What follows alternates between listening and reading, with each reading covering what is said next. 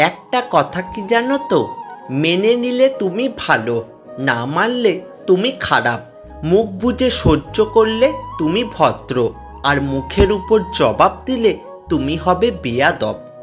সবাইকে সবসময় গুরুত্ব দেওয়া বোকামির মতো চিন্তা ভাবনা।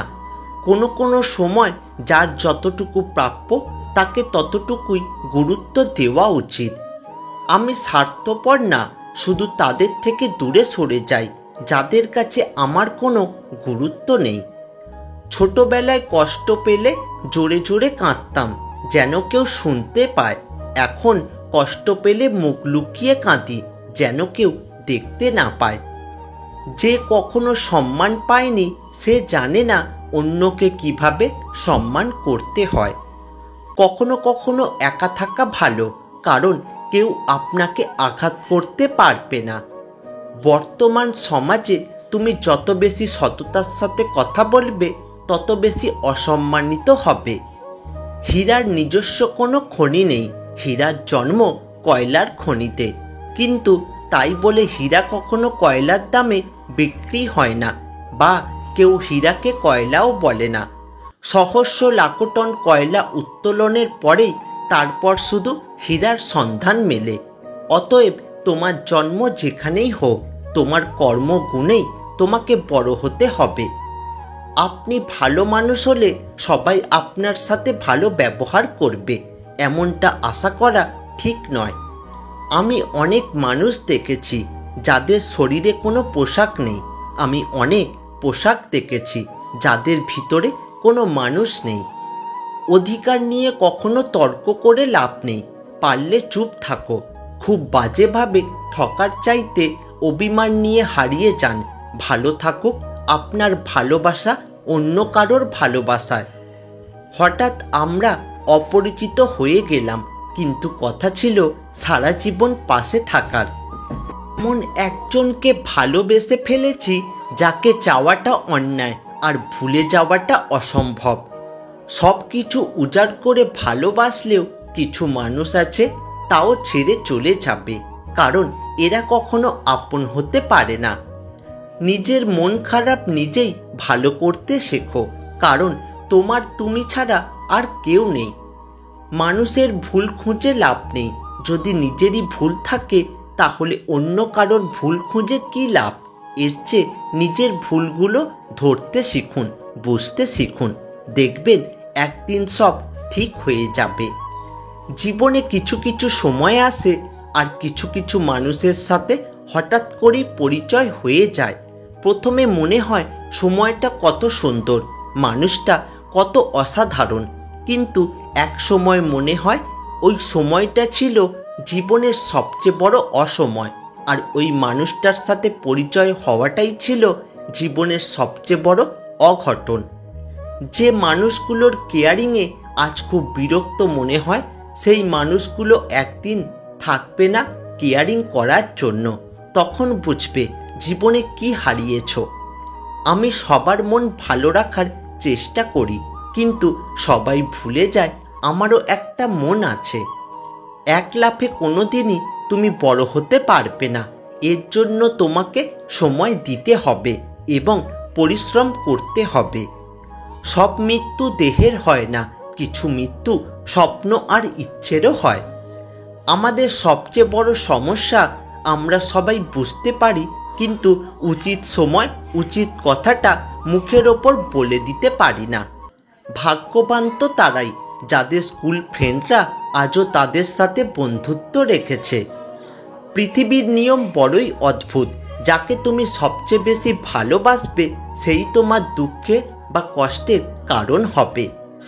মূর্খদের সাথে কখনো তর্ক করতে যেও না, কারণ তুমি তাদের হারাতে পারবে না, তাদের সেই হারাতে পারবে যে তাদের চেয়ে বেশি মূর্খ। বয়সটা অল্প হলেও কষ্টটা ভীষণ পেলাম, আর কষ্টটা পেলাম বলেই বাস্তব অভিজ্ঞতা শিখলাম, আর বাস্তব অভিজ্ঞতা শিখলাম বলেই মানুষ চিনতে শিখলাম, আর মানুষ চিনতে শিখলাম বলে কিছু মানুষের থেকে দূরে থাকছি। আজকাল কথা কম বলতেই বেশি ভালো লাগে, কারণ আমি জানি কথা বোঝার মতো মানুষের সংখ্যা খুবই কম। কিন্তু এই পৃথিবীতে আঘাত করা মানুষের সংখ্যা এখন অনেক বেশি।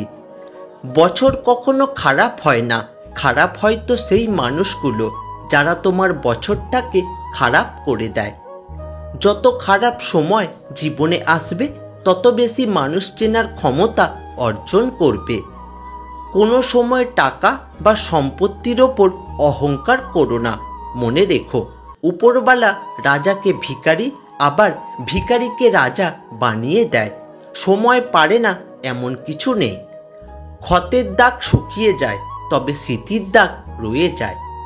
যে মানুষটি তোমাকে সত্যিই ভালোবাসবে সে সবসময় তোমাকে চোখে চোখেই রাখবে, কারণ সে তোমাকে কখনোই হারাতে চাইবে না।